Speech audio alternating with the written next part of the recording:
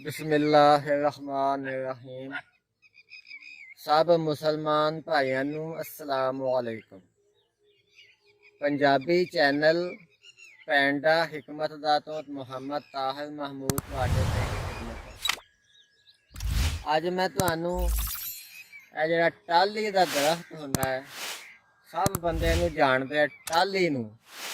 ਇਹਦੇ कोई दो तीन फायदे मैं तुहानू दसना चाहांगा कि टाली दे पत्ते लै लो, तकरीबन अद्धे की छटांक या एक तोला लै लो, ਉਹਨੂੰ रात ਨੂੰ पानी ਦੇ ਵਿੱਚ ਭੇ ਦੇਣਾ, ਸਾਰੀ ਰਾਤ ਪਾਣੀ 'ਚ ਡੁੱਬੇ ਰਹਿਣ ਤੇ ਸਵੇਰ ਇਹਨਾਂ ਪੱਤਿਆਂ ਨੂੰ ਪਾਣੀ ਦੇ ਵਿੱਚ ਹੱਥਾਂ ਨਾਲ ਚੰਗੀ ਤਰ੍ਹਾਂ ਮਲ ਲੈਣਾ ਤੇ ਕੱਪੜੇ ਦੇ ਵਿੱਚੋਂ ਨਿਚੋੜ ਲੈਣਾ। ਉਹ ਜਿਹੜਾ ਨਿਚੋੜਿਆ ਹੋਇਆ ਪਾਣੀ ਹੈ ਉਹਦੇ ਵਿੱਚ ਇੱਕ ਚਮਚੀ ਚੀਨੀ ਹੱਲ ਕਰਕੇ ਖਾਲੀ ਪੇਟ ਪੀਓ 10 ਦਿਨ। ਇਹ ਜਿਹੜਾ ਅੱਜ ਕੱਲ੍ਹ ਲੜਕਿਆਂ ਨੂੰ ਧਾਤ ਪੈਂਦੀ ਹੈ, ਜਵਿਆਨ ਕਹਿੰਦੇ ਜਿਹਨੂੰ ਪੰਜਾਬੀ 'ਚ ਧਾਤ ਕਹਿੰਦੇ ਆ, ਤੇ ਖਵਾਤੀਨ ਨੂੰ ਲੈਕੋਰੀਆ ਹੁੰਦਾ ਹੈ, ਉਹਦੇ ਵਾਸਤੇ ਬਿਹਤਰੀਨ ਦੁਆ ਵਾ। ਅੱਲਾ ਦੇ ਫਜ਼ਲੋ ਕਰਮ ਨਾਲ 10 ਦਿਨਾਂ ਦੇ ਵਿੱਚ ਇਹ ਮਸਲਾ ਉਹਨਾਂ ਦਾ ਠੀਕ ਹੋ ਜਾਏਗਾ। दूसरा ਇਹਦਾ ਇਹ ਹੈ ਕਿ ਇਹਦੀ ਲੱਕੜੀ ਲੈ ਲਓ। ਇਹ ਦੇਖੋ, ਇਹਦੀ ਲੱਕੜੀ ਤੋੜ ਕੇ ਤੇ ਛਾਂ ਤੇ ਖੁਸ਼ਕ ਕਰ ਲੈਣੀ ਹੈ। ਖੁਸ਼ਕ ਕਰਨ ਤੋਂ ਬਾਅਦ ਇਹਨੂੰ ਕੁੱਟ ਪੀਸ ਲੈਣਾ ਜਾਂ ਰੇਤੀ ਦਾ ਰਗੜ ਲੈਣਾ, ਉਹਦਾ ਬਰਾਦਾ ਬਣਾ ਲੈਣਾ। ਉਹ ਬਰਾਦਾ ਜਿਹੜਾ ਹੈ ਉਹ ਇਹ ਰਾਤ ਨੂੰ पानी दे विच भे देना। मसलन एक चम्मच बरादा होवे ते पाइया क पानी होवे, मिट्टी दे बर्तन दे विच भे देना। वो सारी रात भिजा रहे, डुब्बा रहे ਉਹਦੇ ਵਿੱਚ। सुबह ਉਹਨੂੰ ਪੁੰਨ ਕੇ ਤੇ ਪੀ ਲੈਣਾ खाली पेट। ਇਹ ਜਿਹੜਾ ਜੁਸ਼ਾਂਦਾ ਹੈ ਖਿਸਾਂਦਾ ਹੋਏਗਾ, ਜੁਸ਼ਾਂਦਾ ਤਾਂ ਇਹਨੂੰ ਕਹਿੰਦੇ, ਇਹਨੂੰ ਖਿਸਾਂਦਾ ਕਹਿੰਦੇ। ਇੱਦਾਂ ਜਿਹੜੀ ਚੀਜ਼ ਬਣਾਈ ਜਾਵੇ ਬਗੈਰ ਉਬਾਲਣ ਤੋਂ, ਇਹ ਖੂਨ ਦੀ ਸਫਾਈ ਵਾਸਤੇ ਬਿਹਤਰੀਨ ਹੈ। ਖਾਰਿਸ਼ ਹੋਵੇ, ਦਾਣੇ ਛਾਲੇ ਜਿਸਮ ਤੇ ਜਿਲਦ ਤੇ ਧੱਫੜ ਵਗੈਰਾ, ਤੇ ਉਹਦੇ ਵਾਸਤੇ ਇਹ ਚੀਜ਼, ਇਹ ਜਿਹੜਾ ਖਿਸਾਂਦਾ ਹੋਏਗਾ ਇਹਦਾ ਟਾਹਲੀ ਦੀ ਲੱਕੜ ਦਾ, ਇਹ ਬਹੁਤ ਹੀ ਮੁਫੀਦ ਹੈ।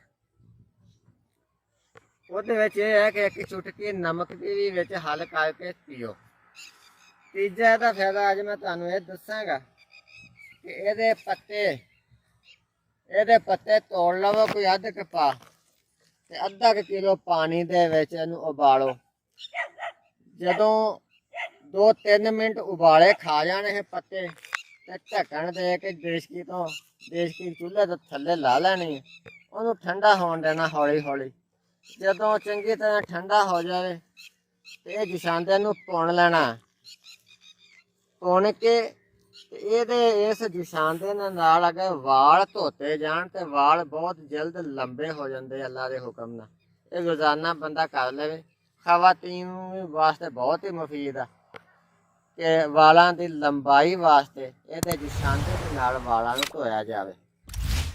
ਦੂਜੀ ਗੱਲ ਇਹ ਹੈ, ਤੁਹਾਨੂੰ ਦੱਸਦਾ, ਮੈਂ ਰੋਜ਼ਾਨਾ ਦੱਸਦਾ ਹੁੰਦਾ ਕਿ ਅੱਜ ਕੱਲ੍ਹ ਨੌਜਵਾਨਾਂ ਤੇ ਮਰਦਾਨਾ ਮਸਾਇਲ ਆ ਬਹੁਤ, ਜਵਾਨਾਂ ਦੇ ਬੁੱਢਿਆਂ ਦੇ।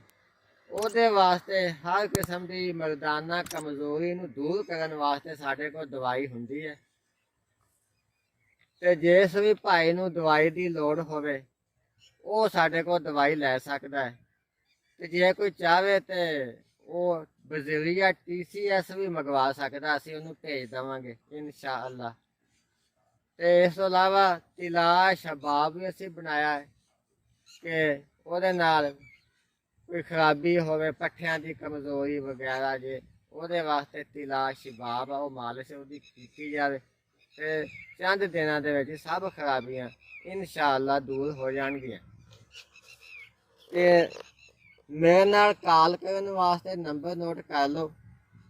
ਇਸ ਨੰਬਰ ਤੇ ਤੁਸੀਂ ਸਵੇਰ 7 ਵਜੇ ਤੋਂ ਲੈ ਕੇ ਸ਼ਾਮ 7 ਵਜੇ ਤੱਕ ਮੈਨੂੰ ਕਾਲ ਕਰ ਸਕਦੇ ਹੋ ਜੇ ਕਿਸੇ ਨੇ ਕਾਲ ਤੇ ਗੱਲ ਕਰਨੀ ਹੋਵੇ।